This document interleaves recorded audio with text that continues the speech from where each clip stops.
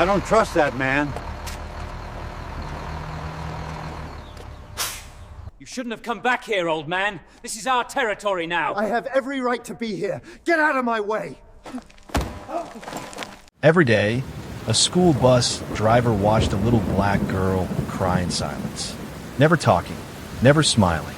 Just tears hidden behind her backpack and pain she couldn't explain. But one afternoon, he looked under her seat, and what he found made his hands shake and his heart stop cold. This story will break you and heal you. A story about courage, faith, and the power of paying attention when the world looks away. So before we begin, hit that like button, subscribe, and turn on that notification bell. Because what you're about to hear is proof that heroes still walk among us. Baltimore afternoons had a rhythm of their own, the kind that blended school bell echoes with the rumble of tired city buses. And for Leon Carter, that rhythm was his peace. After 35 long years fixing broken engines, Leon thought he'd earned a quiet retirement. But driving that big yellow school bus gave his days structure and a purpose. He didn't know it yet, but one student, one quiet, hurting little girl, was about to change his life forever. Bus door closes. Engine hums softly.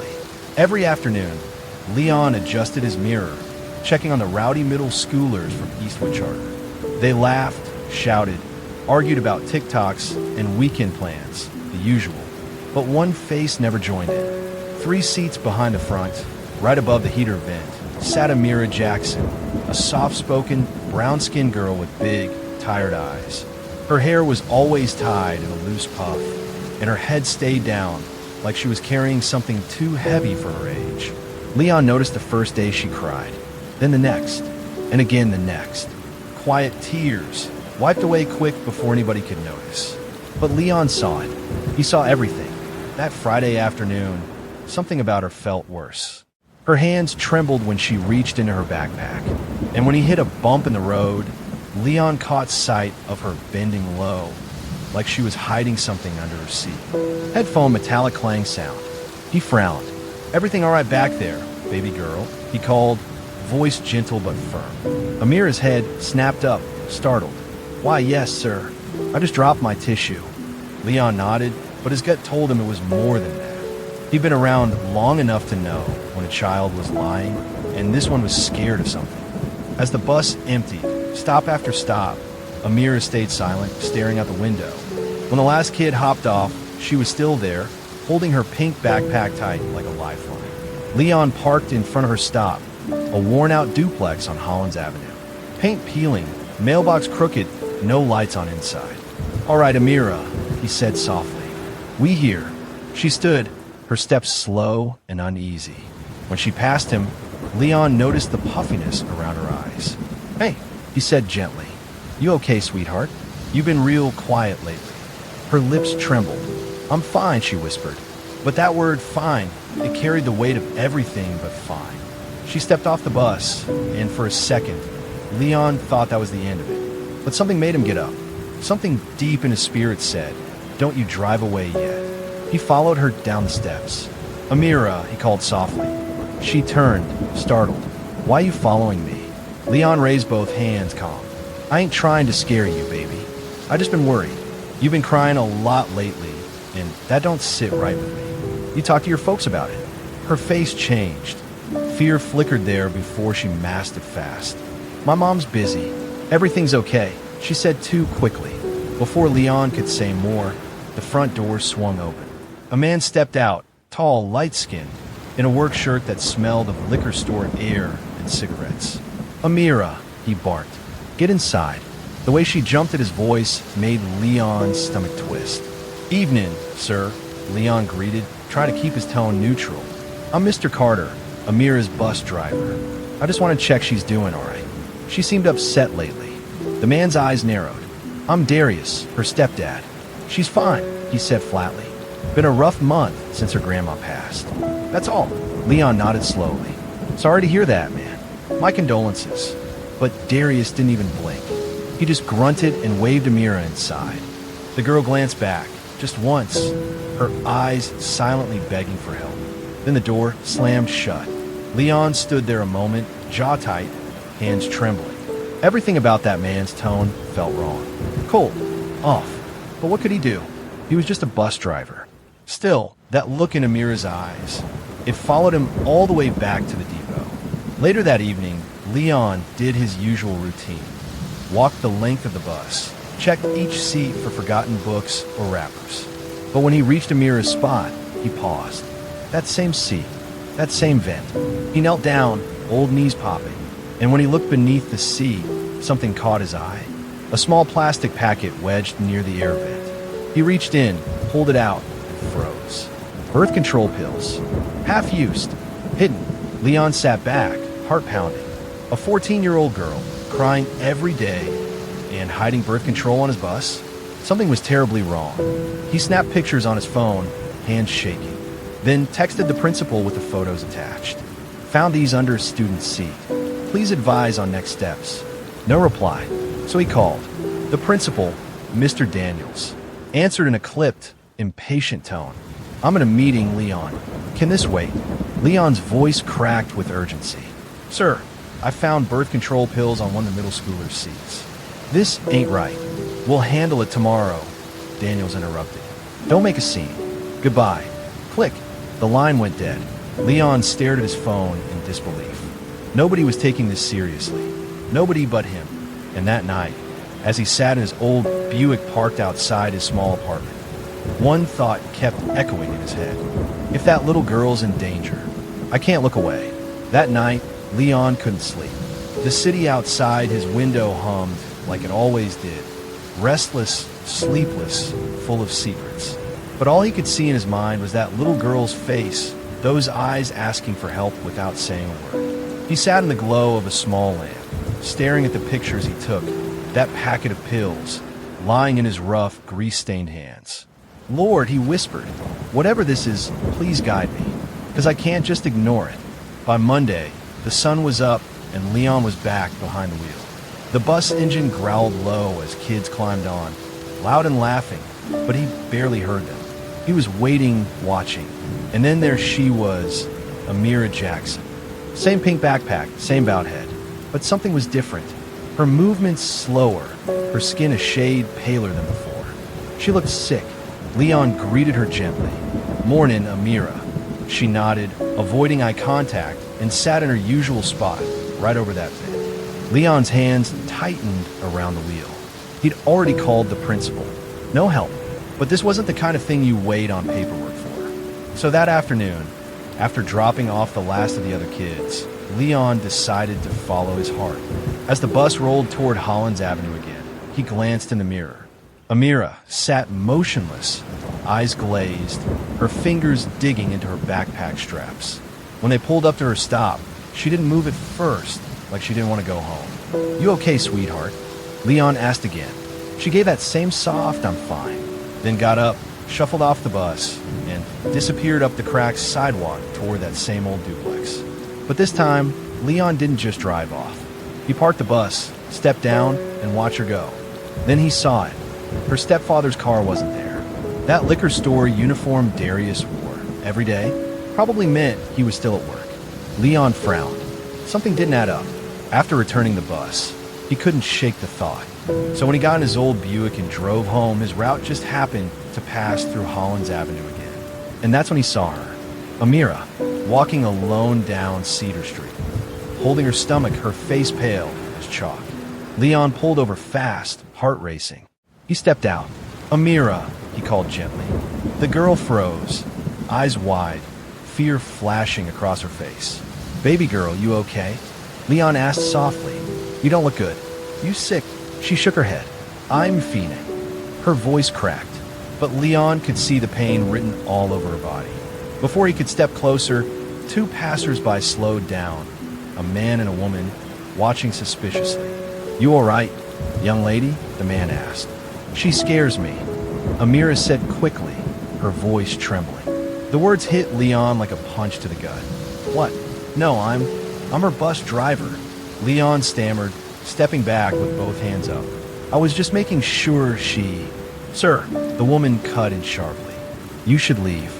Now. Leon froze, humiliated and hurt, watching as the couple shielded Amira with their bodies like he was some kind of threat. And as he backed toward his car, he saw her bend over a trash bin and throw up. That's when fear turned into conviction. Something was very wrong. Leon sat in his car across the street, pretending to scroll his phone, but his eyes never left her. He watched her stumble toward a small liquor store, the same one printed on her stepfather's uniform shirt. A minute later, she walked inside. He waited. 10 minutes passed before the door opened again. And this time, Darius came out behind her, flipping the open sign to closed. Leon's breath caught in his chest. He watched the man hand Amira a bottle. She took a small sip and winced. Then he placed a hand on her back, leading her toward his car. They drove off together. And in that instant, Leon made a decision that would change everything. He started his Buick heart pounding. "Lord, forgive me," he muttered, "but I gotta know what's going on." He followed, slow, cautious, keeping 2 cars between them. As the minutes rolled by, city blocks faded into quieter streets, until the skyline of Baltimore turned to open road and lonely trees. They were heading out toward the county. Leon's phone buzzed. He looked down, a message from Miss Thompson, the homeroom teacher he'd called earlier. "Mr. Carter, I've seen Amira acting strange too. She's withdrawn, sickly. Principal didn't take it seriously." He quickly hit call. "Hello," came a woman's voice. "Miss Thompson, this is Leon Carter, the bus driver. I'm following Amira's stepdad right now. Something ain't right. You noticed anything off at school?" There was silence, then a soft gasp. "Yes," she said. "She's been leaving class often. Says she's not feeling well. And last week she fell asleep in the theater room. I told Principal Daniels, he brushed it off." Leon's grip tightened on the wheel. He told her everything. The crying, the hidden pills, the sick look. "Oh my God," she whispered. "Those are birth control pills, Mr. Carter. You found birth control pills under a 14-year-old's bus seat." "Yes, ma'am.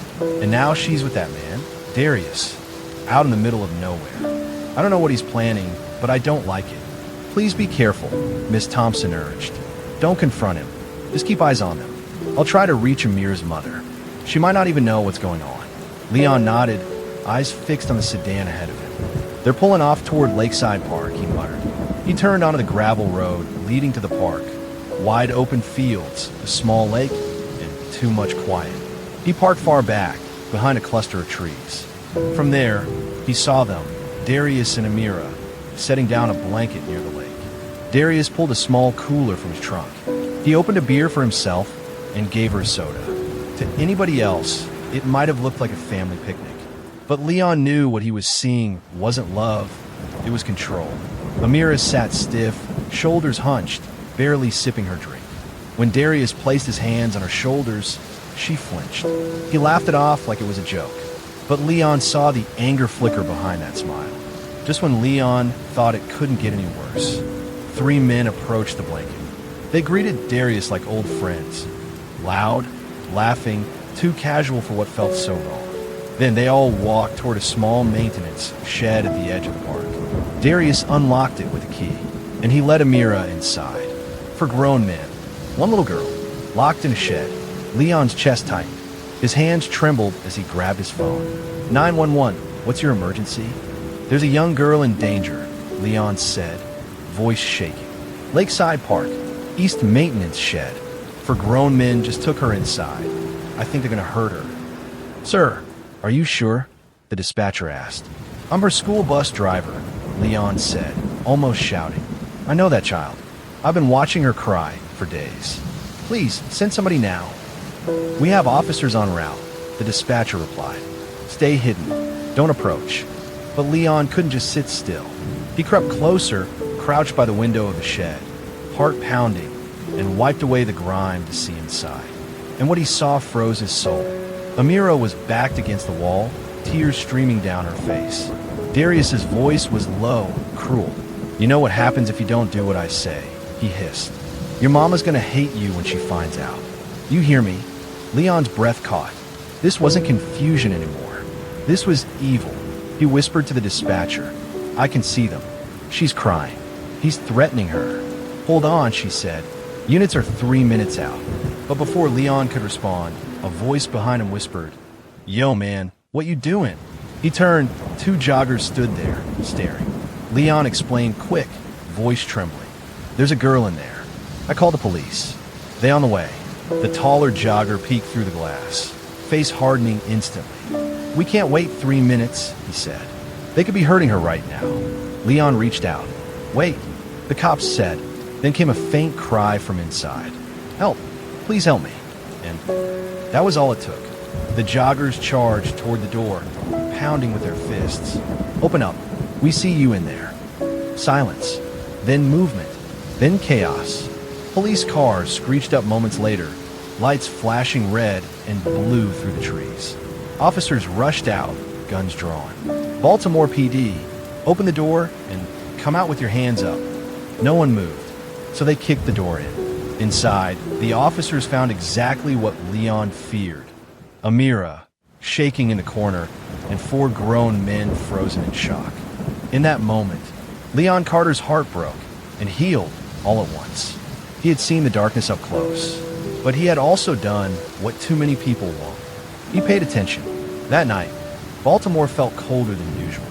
The air carried weight, the kind that hangs around when innocence gets broken. The flashing red and blue lights painted the trees near Lakeside Park as officers led those men out one by one. Handcuffed, head down, no words. And in the middle of all that chaos, there she was. Amira Jackson, 14 years old, wrapped in a blanket too big for her small frame. Her hands trembling, her eyes empty. Leon stood nearby, his old heart aching as he watched paramedics kneel beside her, checking her pulse, speaking softly. A black female social worker held her hand, whispering gentle words. Leon's eyes stung. All he could think was, "Thank God I didn't ignore it." An officer approached, notebook in hand. "Sir, you the one who called it in?" Leon nodded quietly. "Yeah, name's Leon Carter. School bus driver. That's one of my kids." The officer's tone softened. "You saved that girl's life tonight, Mr. Carter." Leon shook his head. "Nah, God did. I just listened when he said something wasn't right." They took Amira to Johns Hopkins Hospital for examination. Leon followed behind in his old Buick, hands trembling on the wheel, mind racing through everything he'd just seen. When they reached the ER, he sat in that sterile waiting room. Fluorescent lights too bright, walls too white, time moving too slow. Hours passed. Officers came and went. Social workers talked in low tones. Then finally, a nurse stepped into the waiting area. "Mr. Carter?" Leon stood up fast. "She's awake," the nurse said softly. "She's asking for you." When Leon entered that hospital room, Amira was sitting on the edge of the bed, small, fragile, and wrapped in a white blanket. Her eyes lifted slowly, and when she saw him, her lips quivered. "Mr. Carter," she whispered. He smiled gently, taking a seat beside her. "Hey now, baby girl. You safe, all right? Nobody's ever gonna hurt you again." Her eyes filled with tears. "Thank you for not giving up on me," she whispered. Leon reached for her hand. "You don't gotta thank me, sweetheart. Just focus on getting better." A doctor stepped in, black woman, kind eyes behind tired glasses. "Mr. Carter," she said, "I'm Dr. Chen. Thank you for being here for her. I've done some tests. We have to talk about what we found." Leon frowned, bracing himself. "Go on, Doc." The doctor's tone softened. "Amira, she's pregnant. About a week along." The room went quiet. You could almost hear Leon's heart break. He closed his eyes, whispering a prayer he didn't have words for. Amira's breath hitched. She turned away, tears spilling silently down her cheeks. "I didn't want this," she choked out. "He said if I told my mama, he'd hurt us. He said she'd hate me." Dr. Chun knelt beside her. "You did nothing wrong, Amira. None of this is your fault." Then, voices in the hallway. A woman's panic cry. "Where's my baby? Where's Amira?" The door burst open, and a woman rushed in, belly heavy with late pregnancy, eyes red from crying. "Amira," she gasped, rushing to her daughter's bedside. "Mama." They clung to each other, crying so hard it made the nurses stop and look away. Behind her, an older woman entered, Amira's grandmother, gray hair wrapped in a scarf, face carved with pain and fury. "Where's that man?" she hissed. "Where's that monster who hurt my baby?" Dr. Chin stepped forward gently. Mrs. Jackson, your daughter's safe now. The police have him in custody. Then came the truth, all of it. Amira's mother listened in disbelief as her daughter confessed through tears. How her stepfather, Darius, had started coming into her room at night. How he'd threaten her if she spoke. How she tried to hide those pills on a bus, hoping somehow it would stop the pain. By the time she finished, her mother's face was pale, tears streaming freely. My God, she whispered. My baby. She turned to Leon, voice shaking. You're the one who found her? You're the one who called? Leon nodded humbly. Ma'am, I just did what anybody should do. The mother stepped forward and hugged him tight, sobbing into his shoulder. Thank you. You saved my child. The grandmother pressed her trembling hands together and looked toward heaven. Lord, thank you for sending this man. But even in that moment of gratitude, tragedy still hung heavy in the air. Dr. Chun took Amira's mother aside. There are choices to make, she said softly. Given Amira's age, there are health risks. We'll support whatever decision your family chooses, but she'll need therapy, care, and time to heal. Amira's mother nodded slowly, one hand on her belly, the other trembling. Then suddenly she gasped. Her face contorted in pain. She clutched her stomach. Mama. Amira cried. The grandmother rushed forward. She's in labor. Somebody get a doctor. Within seconds, nurses surrounded her, wheeling her out of the room. As they rolled her past Leon, she grabbed his wrist with surprising strength. Please, she gasped, voice weak. Stay with my baby. Don't leave her alone. Leon squeezed her hand. I promise. And that's exactly what he did. He stayed right there, beside Amira's bed, as chaos filled the halls. Outside, a storm rolled through the Baltimore night. Lightning flickering like the sky itself was angry. Inside, that little girl, broken, scared, but still breathing, leaned on the only steady soul left in the room. Leon reached out, resting a gentle hand on her shoulder. You hear me, baby girl? You still got a life ahead of you. Don't let what he did define you. You're stronger than that. Amira nodded slowly, her tears falling quietly. For the first time, she believed it. And somewhere down the hall, as her mother brought new life into the world, a small, shattered piece of another life was finally starting to heal. Sometimes heroes don't wear uniforms. Sometimes they drive yellow buses and listen when nobody else will. Leon Carter didn't just drive kids home that day. He brought one back to life. Morning came slow over Baltimore. Gray skies, soft rain, the kind of day where the world feels heavy but still alive. Down at Johns Hopkins, Leon Carter sat in that same hospital chair he'd been in all night. His body was tired, but his spirit stayed wide awake. He'd promised Amira's mama he wouldn't leave her side, and that was a promise he meant to keep.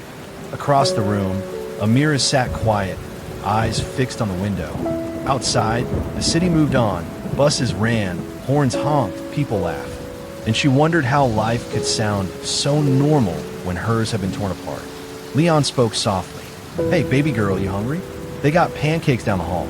She gave a small smile, the first one he'd seen since this all began. Maybe later, she whispered. Then the door opened. Her grandmother, Miss Evelyn Parker, stepped in, face tired but eyes strong. Behind her came a nurse, holding a small bundle wrapped in pink. Your mama had the baby, Evelyn said softly. Little girl, healthy, beautiful. Amira's eyes widened. Really? Evelyn nodded, tears slipping down her cheeks. You got yourself a baby sister, Sugar. Amira's trembling hand reached for the picture Evelyn showed her. A newborn, tiny and peaceful, swaddled tight. She smiled through the tears. She looks like Mama. For the first time in a long while, hope found its way back into that room. But the peace didn't last long. A police officer entered, same one who'd been at the park the night before. Mr. Carter? He asked gently. Leon stood. Yeah, that's me. The officer nodded. We wanted to update you on the case. The man, Darius Hayes, won't be seeing daylight again anytime soon. Leon's eyes hardened. Good. He's facing charges for multiple counts of assault, child abuse, and trafficking. And the 3 men arrested with him, they're cooperating. Said he's been doing this kind of thing for years. Targeting single mothers, grooming their daughters. Evelyn gasped, clutching her chest. Dear Lord, the officer nodded grimly. He's not getting bail. We're also investigating whether your school's principal ignored warnings. Leon let out a long breath. Yeah, he ignored mine. The officer rested a hand on Leon's shoulder. You did the right thing. You probably saved more kids than just her. After the officer left, the room went quiet again. Just the hum of machines and the soft sound of Amira's breathing. She turned to Leon, eyes full of questions. Why'd you care so much? You didn't even know me. Leon smiled faintly. Because somebody once cared for me when I ain't deserve it. And I never forgot how that felt. He leaned forward, voice low and gentle. See, baby girl, love ain't about blood. It's about heart. And sometimes God puts certain people in your path to pull you out the dark. That's all I did, reached out my hand. Amira's lip trembled. You saved me. Leon shook his head. Nah, you saved yourself when you cried out for help. I just made sure somebody heard you. Later that evening, Evelyn returned from visiting the maternity ward. She smiled softly. Your mama wants to see you. Amira hesitated. She knows. Evelyn nodded. She knows, baby, and she don't blame you. She said no matter what happens next, you still her baby. The walk down that hospital hallway felt longer than any road Amira had ever taken. Her steps slow, heartbeat fast. Then there she was, her mother, lying in that bed, cradling the newborn against her chest. Tears filled her eyes when she saw Amira. Come here, baby. Amira rushed into her arms. I'm so sorry, Mama, she sobbed. Her mother held her tight. No, baby, I am sorry. I left you there. I didn't see the signs. But that man will never hurt you again. I swear it. The room filled with silence, the kind that speaks louder than words. Mother, daughter, newborn sister, a family broken but still standing. Leon watched from the doorway, eyes glistening. Evelyn placed a gentle hand on his arm. Mr. Carter, if it weren't for you, my granddaughter wouldn't be alive right now. You're family now. Don't you ever forget that. Leon chuckled softly, wiping a tear. Ma'am, I'll take that. Weeks passed. The news made its way through Baltimore. A school bus driver who refused to look away. A man who saved a young girl from a monster living right under her roof. The principal lost his job. The school promised new training for staff to recognize signs of abuse. And Amira, she started therapy, slowly finding her voice again. Every morning, she'd still ride that same yellow bus. And when Leon looked in the mirror, she'd smile back.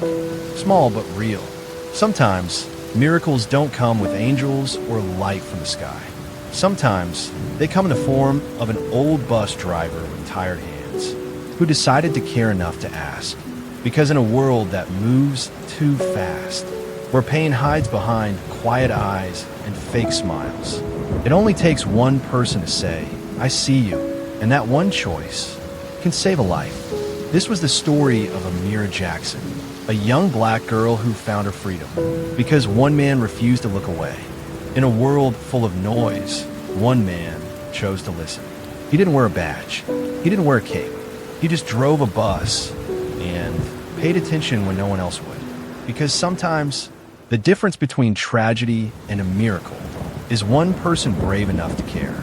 If his story moved you, hit that like button, drop a heart in the comments for Amira, and subscribe to the channel for more stories that shine light on pain, healing, and real-life courage. Share with friends, thanks, because somewhere out there, another child is crying in silence, and somebody just like Leon Carter might be the one to save them. This is Crime Insight. Real stories, real pain, real power. Stay strong, stay kind, and never look away.